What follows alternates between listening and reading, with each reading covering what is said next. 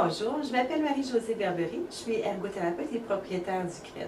Aujourd'hui, je vais vous parler de la posture assise lors de la période des devoirs. Alors, les principales causes possibles d'une mauvaise posture assise, ça peut être d'abord une diminution du manque du tonus musculaire, ça peut être aussi un problème de proprioception au niveau du corps, ça peut être un problème visuel, ça peut être aussi une table et une chaise qui sont moins bien ajustées ou pas ajustées à l'enfant. Et en dernier lieu, ça peut être tout simplement un non-appui des pieds au sol ou sur une surface quelconque.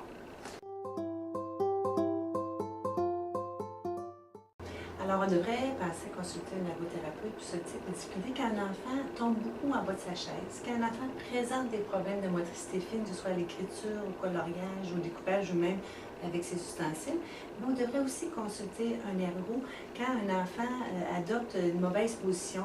On va le regarder, il va bouger beaucoup sur sa chaise, il va avoir tendance beaucoup à se lever rapidement, il va avoir tendance peut-être à mettre un genou comme ça sur sa chaise ou deux genoux pour aller se stabiliser.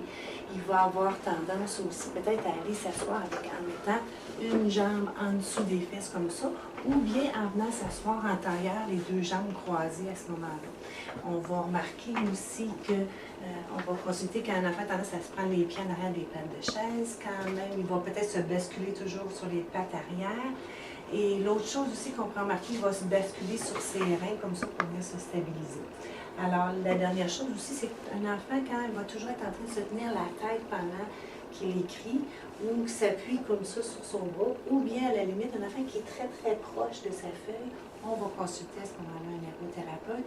Et en dernier lieu, je vous dirais qu'un parent va avoir des conseils sur la bonne position ergonomique idéale et optimale à avoir avec leur enfant.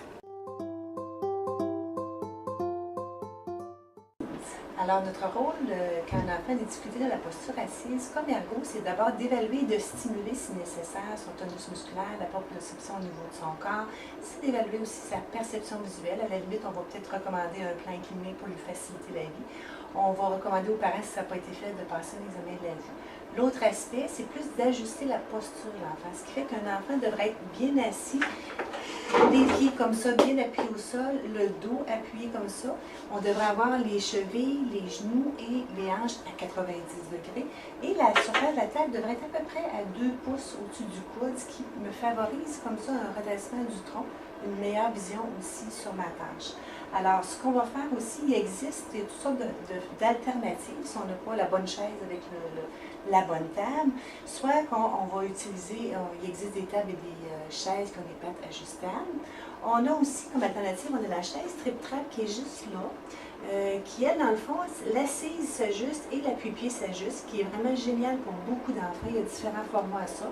On va dans certains cas aussi utiliser un banc avec des pattes, un ballon, excusez, avec des pattes, ou il n'y a pas besoin d'avoir de pattes, tout le monde a un ballon thérapeutique chez lui, les pattes font juste en sorte que c'est plus stable. On va peut-être fournir des coussins soufflés, soit des nouvelles sites qu'on appelle, ou des coussins, des discosites. On a une espèce de tortue aussi qui est gonflable. On a aussi une autre sorte d'assise qui a un banc en clé où l'enfant vient s'asseoir et va garder son équilibre sur ça.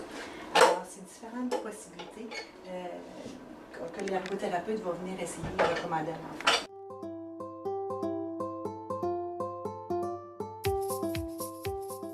Je peux vous donner deux trucs vraiment simples, des trucs maison pour les enfants. La première chose, c'est qu'on avait parlé que les enfants devaient avoir les pieds appuyés sur une surface, si les genoux ne sont pas à 90 degrés, les chevilles.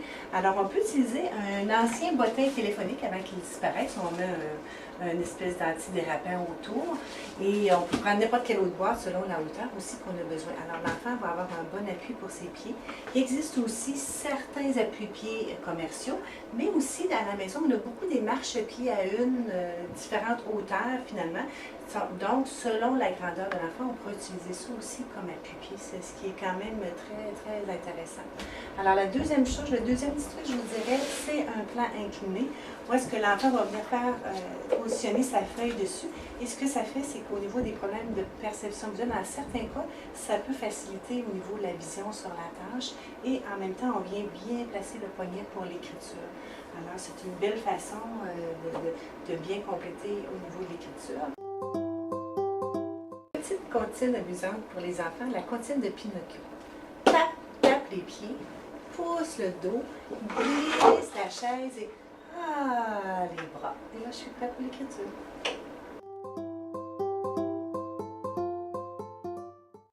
Alors, une des façons de maintenir le plaisir, je vous dirais, c'est d'utiliser encore là beaucoup le jeu et des activités stimulantes pour développer le tonus au tronc de l'enfant.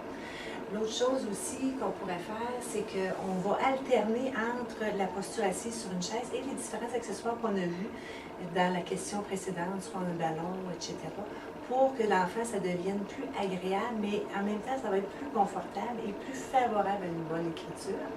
Et je vous dirais que la dernière chose aussi à faire, c'est qu'on va alterner entre des périodes, des courtes périodes assis sur la chaise et faire bouger l'enfant en alternance de tout ça. Ça va devenir plus un plaisir de faire mes devoirs.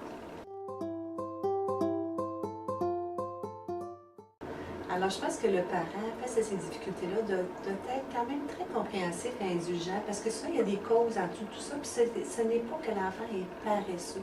Alors, ce qu'il ne faut pas oublier, c'est qu'un manque de tonus au tronc amène une plus grande dépense d'énergie pour l'enfant par rapport aux autres enfants. Donc, il est plus fatigable, il va avoir tendance à bouger plus et évidemment à avoir une moins bonne posture assise. Puis, conséquemment à tout ça, bien, en fait, ça va amener des problèmes au niveau de la motricité fine.